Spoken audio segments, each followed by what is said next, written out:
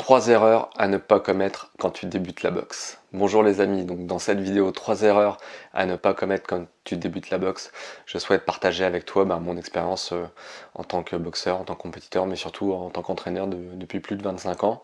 Donc, tu es pratiquant ou tu voudrais pratiquer, tu voudrais t'essayer au noble art, tu voudrais essayer un style pied-point. Il est important de ne pas répéter les mêmes erreurs. Donc je te propose dans cette vidéo les 3 erreurs les plus fréquemment rencontrées chez les débutants. Et donc on voit ça tout de suite après le générique.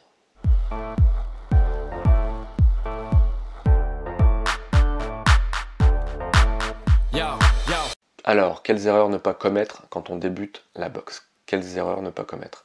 Toi, peut-être as-tu déjà du recul là-dessus et peut-être as-tu déjà commis des erreurs quand tu as démarré ce sport. N'hésite pas à en parler en commentaire. J'en profite également pour saluer Fouad Esbiri qui est vraiment un super coach et qui fait des super vidéos également. La première erreur, elle paraît évidente, mais c'est globalement les gens veulent aller trop vite. Les personnes qui débutent la boxe veulent aller trop vite, veulent tout de suite faire des rounds, veulent tout de suite mettre les gants pour faire de l'opposition. Pourquoi je vous dis que c'est une erreur? Parce que simplement, comme dans tous les sports, avant de pouvoir mettre en pratique, avant de pouvoir faire de la compétition, il faut les bases, il faut des bases solides. On ne construit pas une maison en commençant la construction par le toit, on construit une maison en commençant par les fondations. En boxe, c'est pareil, il faut des fondations solides. Donc il faut travailler à l'entraînement les techniques, mais bien avant ça, la garde, il faut que tu trouves le style de garde qui te va bien. Effectivement, donc ton prof, ton coach va te donner les principaux conseils de posture, 3/4 face, bien de protéger la base du menton, rentrer le menton encore dans l'épaule en protection. Selon le style que tu vas pratiquer, donc tu auras une garde plus ou moins ouverte, tu seras avec un écartement des jambes plus ou moins important. En anglaise, on est plus stable sur les appuis, en pied-point, les jambes légèrement plus resserrées. Donc c'est des conseils que tu vas avoir quand tu vas débuter. Mais il faut y revenir très régulièrement, que ce soit pour les déplacements. On ne travaille pas assez les déplacements à la salle, donc il faut qu'en parallèle de tes entraînements, tu t'entraînes chez toi. On peut très bien s'entraîner au déplacement dans un espace restreint. J'ai fait une vidéo là-dessus, tu pourras aller regarder.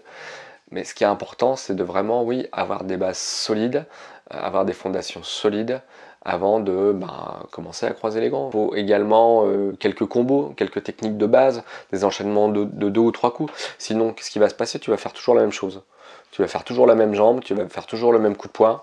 Et globalement, si tu es avec quelqu'un qui est un peu plus expérimenté, il sait ce que tu vas faire. Donc il va se décaler, il va se désaxer, et puis il va te contrer, ou il va te laisser un peu travailler, et puis si tu fais trop fort, il va te faire mal. Prends le temps d'apprendre les bases, prends le temps de travailler tes déplacements, de travailler ta garde, d'apprendre les techniques, là encore basiques, mais avec quelques coups de poing, quelques coups de pied, il y a des dizaines et des dizaines et des dizaines de combinaisons possibles.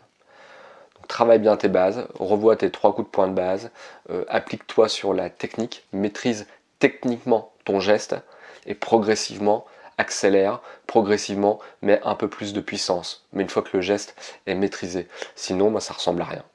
Tire les enseignements de tes échecs. Tu vas au début, effectivement, les techniques seront pas très bonnes, mais ça vient relativement vite. Je compare souvent l'apprentissage de la boxe à l'apprentissage du permis de conduire.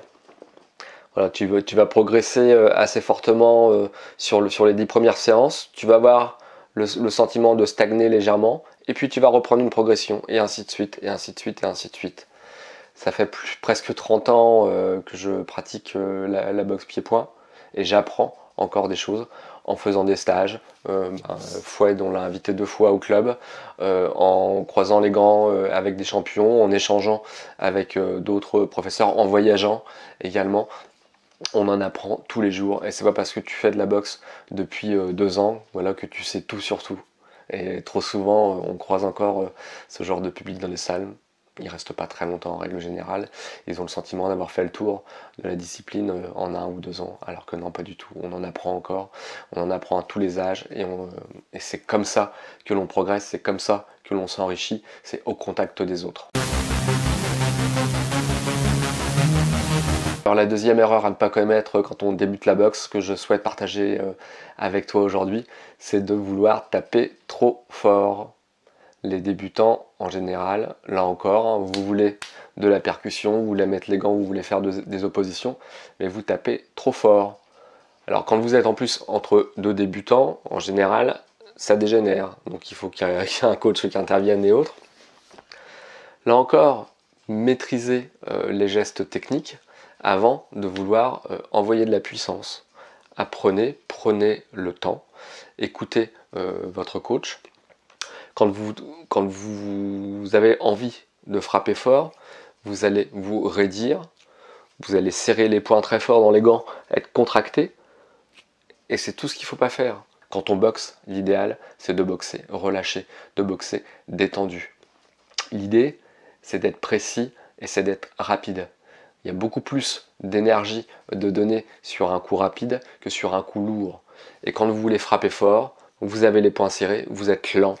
Et en règle générale, là encore, si l'autre en face, il est détendu, il va pouvoir bouger, il va pouvoir esquiver, il va pouvoir remiser et il va vous toucher. Alors que vous serez sur des gros coups larges.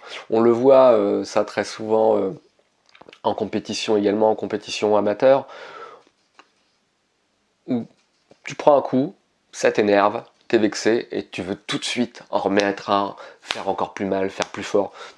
Sauf que tu te contractes, tu deviens lent, tes coups deviennent téléphonés, et si l'autre en face de toi, il a un petit coup d'œil, bah tu vas te faire déborder. Donc prends l'habitude à la salle de travailler relâché. Le conseil que je souhaite te donner aujourd'hui, c'est de travailler les mains ouvertes quand tu es à la salle. Même sur le sac, tu peux travailler en décontraction, mais les mains ouvertes dans les gants, sont tes gants vont te protéger. Et idéalement, c'est de fermer le poing juste avant l'impact. Donc de t'entraîner à ça, des petites séries relâchées, et quelquefois tu accélères, tu donnes un peu plus de puissance, mais tu fermes le poing juste avant l'impact. Il y a un grand maître en la matière qui était plutôt après coup un acteur de cinéma, c'est ce qui l'a fait connaître. Mais regarde quelques documentaires sur Bruce Lee, il n'y en a pas énormément, mais c'était vraiment un adepte et un expert dans cette technique de travailler relâché et de fermer le poing juste au moment de l'impact. Donc là, lui, c'était plutôt à main nue.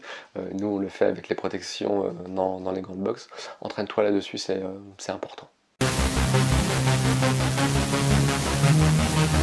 Donc la troisième erreur à ne pas faire quand on commence la boxe, et plutôt quand on commence les combats, là pour le coup, ou les rounds, hein, c'est peut-être les combats en compétition, mais ça peut être déjà le sparring à la salle, c'est de vouloir faire des séries trop longues.